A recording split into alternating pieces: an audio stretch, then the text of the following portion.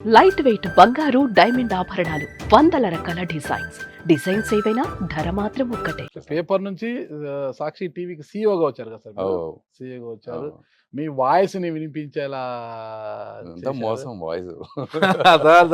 Sir కంచుకంఠం sir అది. అది నాది కాదు కదా! అమ్మ, నాయన ఇస్తే జీన్స్‌లో వచ్చినాయి మనకి. సార్ అయి ఏది మంది ఇచ్చినా అనుకుంటే అది. పాడైపోతాం. మంది ఏది కాదు. వచ్చినా కూడా అది ఆ కంచుకంఠం సార్ అది. అది నాకు అదే అర్థం కాలేదు సార్. యాడ్స్ చేశారు. సరే 2019లో పీకే టీమ్ వచ్చింది కాబట్టి వేరే వాళ్ళకి ఇచ్చారు. యాడ్స్ సరిగ్గా ఇచ్చారు, మీకు ఇచ్చారు. హ్మ్. కానీ 2019లో జగన్మోహన్ రెడ్డి గారు సీఎం అయిన వెంటనే రామ్ గారు చాలా ప్రాధాన్యత గల పోస్ట్‌లో అక్కడ ఉంటారు. జగన్ గారు వెంట అడుగున్నారు. కట్ చేస్తే రామ్ గారు సాక్షి నుంచి బయటకొచ్చేశారు. తర్వాత జగన్ గారికి దూరంగా ఉన్నట్లు అనిపించేలా కనిపిస్తున్నారు ఈరోజు. అసలు ఏం జరిగింది? ఎందుకు? కారణం ఏంటి? అన్న, నా చిన్న కొడుకు ఎంగేజ్‌మెంట్ సడెన్‌గా సెట్ అయిందన్న. ఆ! ఆయన 10 రోజులు ఆ! హంగర్ స్ట్రైక్ చేసి ఆ! వెనక్కొస్తున్నాడు. ఓకే. అపోజిషన్‌లో ఉన్నారు. హ్మ్. నేను భారతమ్మ గారికి, నా సరే. బంగారం షర్మిలమ్మకి, హ్మ్. విజయమ్మకి ముగ్గురికి చెప్పిన. ఇట్లా సరే. వివేక్ ఎంగేజ్‌మెంట్ సడెన్‌గా అమ్మ, ఆ! పలానా హోటలు, ఈ టైము జగన్ గారికి కూడా చెప్పండి సార్. అని చెప్తే, మేమేడ చెప్తాం, నువ్వే చెప్పు, ఇవాళ రాత్రే వస్తున్నాడు, వెనక్కి వస్తున్నాడు అని చెప్తే, సరే వాళ్ళందరూ అరేంజ్మెంట్ చేసి నన్ను ఇంట్లో నిలబెట్టినారు ఆయన వచ్చే టైంకి. ఏం రామన్నా, ఏం సంగతి అన్నా? వివేక్ ఏమో 2004 ఎలక్షన్, దాని తర్వాత ఎలక్షన్లో కూడా జగన్ గారి కోసం చాలా పనిచేశాడు. ఆయనకి ఇష్టం వివేక్, జగన్ అంటే చాలా చాలా హీరో. సో వివేక్ పెళ్ళా అన్నాడు. అవును. అయిపోయినా నీ బాధ్యతలన్నీ అని. లే అన్న, ఇంకా కాలే, ఇంకో బాధ్యత మిగిలి ఉందని. నీకు ఇద్దరు కొడుకులే కదా, ఇంకో బాధ్యత అంటున్నావు అంటే, నువ్వు సీఎం కావాలి కదన్నా అని. ఆ! ఆ! దగ్గరికి ఈడ్చుకొని కౌగిలించుకొని వస్తా ఎన్నింటికి అన్నాడు. 11:30 అన్న. లోపలికి వెళ్ళిపోయినాడు అన్న. Krishnamohan Reddy, OSD, okay. మన సుబ్బారెడ్డి అన్న, ఐ థింక్ సజ్జల్ గారు కూడా ఉన్నారు. వాళ్ళు పట్టుకొని ఎట్లా వస్తాడు రేపు పొద్దున, అనంతపురంలో మన ఎమ్మెల్యే గారి కూతురు పెళ్ళి ఉండే, పెద్ద పబ్లిక్ మీటింగు, వచ్చేద్దా, తిక్కులోనివా నువ్వు, పోయి చెప్పు పో అని. ఆయన రాత్రి అనుకుంటున్నాడు 11:30. అప్పుడు పబ్లిక్ మీటింగ్ తర్వాత బెంగళూరుకి వచ్చి బెంగళూరు నుంచి హైదరాబాద్ వస్తాడు. అట్లా అనుకుంటున్నాడు, పోయి చెప్పు పో అని.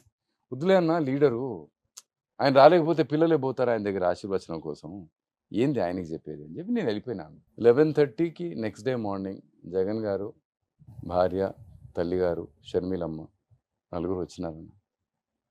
అక్షంతలు అవి వేసిన తర్వాత నేను జగన్ గారి దగ్గర పోయి అడిగిన, ఏమప్పా అంత పెద్ద మీటింగు, అంత పెద్ద కార్యక్రమము, మన ఎమ్మెల్యే గారి కూతురు పెళ్ళి, వాళ్ళందరూ పార్టీ అంతా ఆడనే ఉందంట, ఎందుకు వదులుకొని వచ్చినావు అని చెప్పితే, భుజం తట్టి యువర్ ఫ్యామిలీ అన్న అన్నాడు. యాడ్నో దూరం ఉన్నాడు రామరెడ్డి, జగన్ రెడ్డి, యాడ్నో పారేసినాడు, లేకపోతే ఈయన పారిపోయినాడు, ఇవన్నీ వేస్ట్ అన్న.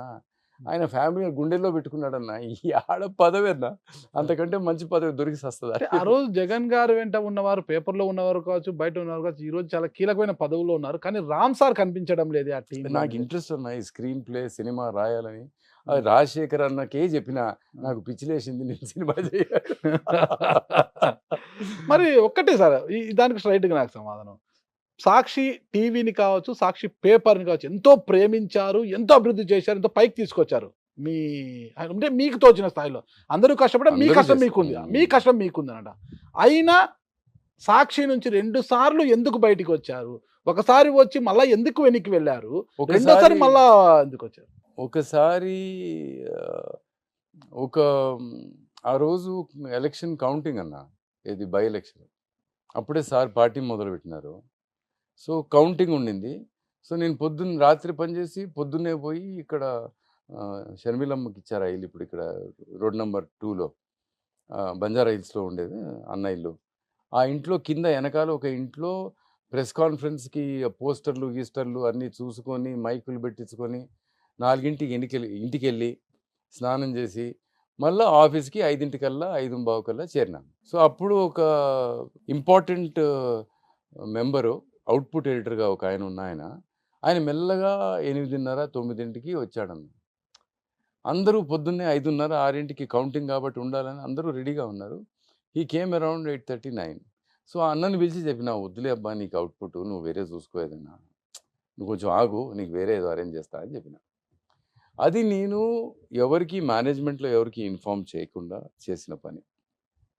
అది కొంచెం సజ్జల రామకృష్ణారెడ్డి గారికి ఇబ్బందిగా అనిపించినట్టుంది. ఓకే. ఆయన ఈడీ గారు కాబట్టి ఇప్పుడు. ఆ! హ్మ్. సో, ఆయన నన్ను రూమ్‌కి పిలిచి చాలా ప్రేమగా చెప్పినాడు. "అన్నా రామ్, నువ్వు మేనేజ్మెంట్‌కి ఇన్ఫార్మ్ చేయకుండా అంత పెద్ద నిర్ణయం ఒక అవుట్‌పుట్ ఎడిటర్" అంటే ఆల్మోస్ట్ ఎడిటర్ కదా! హ్మ్. ఒక అవుట్‌పుట్ ఎడిటర్ గారిని నువ్వు పక్కన పెట్టి అంటే, నేను చెప్పిన, "చూడు స్వామి, నన్ను పిలిచిందేమో రాజశేఖర్ రెడ్డి. నాకు నువ్వు పాఠం చెప్పేదేమో నువ్వైతివి. దేవుడి దయ వల్ల నేను తెచ్చుకున్నది ఒక టూత్ బ్రష్, ఒక టూత్ పేస్టు. అది ఉన్నది. అది వదిలేసిపోతా. నేను ఆఫీస్ వదిలేసి పోతున్నా. నేను రాను రేపటి నుంచి. ఆ లవ్ డాక్టర్‌కి రాసినయి ఒక 3 ఎక్స్‌ట్రా ఉన్నాయి. ఆ కాలమ్‌కి రాసినయి ఇది రాసిన. ఇవాల్టి పేజీలన్నీ రాసి పెట్టిన. సండే బుక్ కావాల్సిందంతా జరిగిపోయింది. ఇయన్నీ చెప్తున్నా స్వామి. లేదు లేదు, నువ్వు కొంచెం మెల్లగా, తొందర ఏం లేదు, వెంటనే ఏమొద్దన్నా, మనసులో ఈ ఆలోచన వచ్చింది అంటే నేను ఉండటం కరెక్ట్ కాదు. నేను మా జగన్ రెడ్డి కౌంటింగ్ రోజు అందరూ అలర్ట్‌గా ఉండి పని చేయాలనుకోని తీసుకున్న నిర్ణయం అది. లేకపోతే కొంత బంధువర్గానికో, ఎవరికో మనం ఫేవరబుల్‌గా ఉంటున్నాం అన్న ఫీలింగ్ సంస్థలో ఉండకూడదు. Jagan garu is more important than all this అని తీసుకున్న నిర్ణయం. ఆ నిర్ణయం తప్పని మీరు చెప్తున్నారు. ఓకే. మీరు చెప్తున్నారా? ఎవరు చెప్తున్నారో నాకు తెలీదు. మీరు చెప్తే మీ మేనేజ్మెంట్ చెప్పినట్టే. నాకు సంబంధం లేదని బయలుదేరి వచ్చేసినా. Okay. Next day morning Jagan garu 4:30కి ఇంటికి పిలిచినారు. ఏమి తిక్కనా నీకు అది ఇది. నేను చేయనంటే చేయనని చెప్పి వచ్చేసిన. ఎప్పుడు వాళ్ళెప్పుడు ఎవరిని దూరం చేసుకోలేదన్న. ఇది మన తిక్క. మళ్ళా రెండోసారి జగన్ గారు పిలిస్తేనే వెళ్లారు సార్? ఆ! భారతమ్మ చాలా ఫోర్స్, చాలా అంటే ప్రేమ. సాక్షి పేపర్‌లో కావచ్చు, సాక్షి టీవీలో కావచ్చు, మీరొక పెద్ద పులిలా ఉండేవారు. అదే పేపర్‌లోనే ఉత్థాన పతనాలను కూడా చూశారు సాక్షి రామ్ గారు ఓహ్! అన్నట్టు ఉంటది. ఏం తేడా పడలేదన్న. హ్మ్. ఏ పని చెప్పినా కూడా చేయాలి కదా! నువ్వు ప్రేమించింది జగన్మోహన్ రెడ్డిని, రాజశేఖర్ రెడ్డిని. ఆ కసువుడం అంటే కసువుడ్చుకోవాలి. ఏంది పెద్ద ఆలోచన ఏముంది? ఆయన ముఖ్యమంత్రి కావాలి. అంతేగా? అంతేనా? వేరే ఆలోచన ఉంటదా అన్న? మీరు ఎలక్ట్రానిక్ మీడియాలో ఒక కొత్త పుంతలు తొక్కించారు. మీరే సాక్షి టీవీలో బ్రేకింగ్ న్యూస్ పెద్ద పెద్ద అక్షరాలతో వేయడం అలవాటు చేసింది మీరే. హ్మ్. మీరు నేర్పిన తర్వాత ప్రతి ఛానల్ కూడా దాన్ని అలవాటు చేసుకుందనమాట. అవు. అంటే ఒక కొత్త పుంతలను తొక్కించారు ఎలక్ట్రానిక్ మీడియాని. అలాంటి మిమ్మల్ని సాక్షి టీవీ నుంచి తప్పించి పేపర్ ఫీచర్స్‌కి మాత్రమే పరిమితం చేశారు కొందరు. ఓయబ్బో! నేనప్పుడు పోయి ఒక సినిమాలో యాక్ట్ చేసినా అన్న. భారతమ్మ పిలిచి అడిగింది. ఆ! తర్వాత బాలకృష్ణకి ఒక కథ ఇచ్చినా అన్న నేను. ఆ! రైతు కథ. ఆ! అన్న ఏందన్నా ఇది? నీకింత పెద్ద పదవి ఇచ్చి, ఇంత బాధ్యత ఇస్తే ఆ! అంటే నిలకడలేదు నాకమ్మా నేనింతే. బాలకృష్ణ కథ ఇస్తే ఏమైంది సార్? అది చాలా ఇష్టపడ్డాడు ఆయన రైతు కథ. ఆ! మరి ఆయన కుటుంబంలో ఏం జరిగిందో నాకు తెలీదు. ఆ! సో, దానివల్ల ఇక మరి ఎట్లా అంటే, నేనైతే యాక్టింగ్ మానను. ఎవరైనా పిలిస్తే పోయి యాక్టింగ్ చేసొస్తా అని ఆ! చెప్పి, ఆ! ఇట్లా అవుతుంది, నేను ఫీచర్స్ ఒకటే హ్యాండిల్ చేస్తా అని చెప్తే, అది కూడా ఒప్పుకోలేదు. పిలిచినారు. ఓకే. జగన్ గారు పిలిచి, "ఏమబ్బా! నువ్వు ఏం చేయదలుచుకున్నావు? ఉండు." తర్వాత వైఈపీ రెడ్డి గారు ఆయన చెప్పినారు. "అన్నా, నువ్వు ఫీచర్స్ టీవీలో, పేపర్‌లో రెండిట్లో మేనేజ్ చెయ్యి." వద్దన్నా, మనం అంత మూర్ఖులమన్నా మనం. మరి అంతలా వాళ్ళు చెప్పిన మీ అంతకు మీరే బయటకొచ్చారని అనుకుంటాం సార్. వచ్చే అనుకుంటాం రోజు ఏంది మళ్ళా కారు తాళాలు అక్కడ అప్పజెప్పి కళ్ళ నిండా నీళ్లు పెట్టుకొనొచ్చారు రామ్ గారు అది అంటారు. నిజంగా. Okay sir. సంతోషిస్తే అస్సలు కారు తాళం చెవులు వదిలిపోయింది నిజమే. ఆ! అయన్నీ కరెక్టే. ఆ! చాలా అన్నా, నేను ఎక్కడ నిలబడితే అక్కడ నాకు సరస్వతి, లక్ష్మీదేవి 2 ఉంటాయన్న. నాకు ఆ భయమే లేదు, ఆ బాధ లేదు. జగన్ రెడ్డి ముఖ్యమంత్రి కావాలి అంతే కదా! లోపలే ఉండే పని చేయాలా? బయట నుంచి ఎంతమంది చేయలేదన్న? సార్ బ్రేక్ తీసుకునే ముందు ఒక చిన్న ప్రశ్న హ్మ్. అడగబోతున్నాను సార్. మిమ్మల్ని చూస్తే చాలా సున్నితంగా కనిపిస్తారు. మీ మాట విన్నా కూడా ఒక సున్నిత మనస్కులుగానే కనిపిస్తారు. ఇలాంటి మీపై సాక్షిలో ఒక శ్రీమూర్తి యాజమాన్యానికి ఫిర్యాదు చేశారు. వాస్తవమా కాదా? ఆ మేనేజ్‌మెంటు ఒకరు చెప్తే వినే రకం కాదన్న. హ్మ్. చాలా మంది చేసుంటారన్న, ఒక్కరేంది. మీలాంటి మనం సున్నిత ఫస్ట్ మనస్కుల పైన ఆ శ్రీమూర్తి ఎందుకు కంప్లెయింట్ చేశారు? ఎవరు చేసినారో తెలీదు. ఎందుకు చేసినారో తెలీదు. రామ్ గారిని చాలా మంది కలుస్తుంటారు, వెళ్తుంటారు. ఎంతో మందితో పరిచయం ఉంటారు. కానీ కొంతమందినే మీరు ప్రేమిస్తారు. ఆ ప్రేమ కూడా చాలా కొంతమంది అంటారు, నా భార్యను ప్రేమించిన అంతే. ప్రేమించడం అంటే ఆ ప్రేమ కాదు సార్. అఫెక్షనేట్‌గా ఉండడం చాలా మందితో కూడా అనేది అంటుంటారు సార్.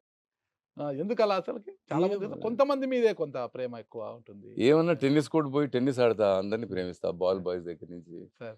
ఎంత ప్రేమిస్తారంటే కొంతమంది బంతులు తీసుకొని కొడతా ఉంటా. అవి కూడా సార్?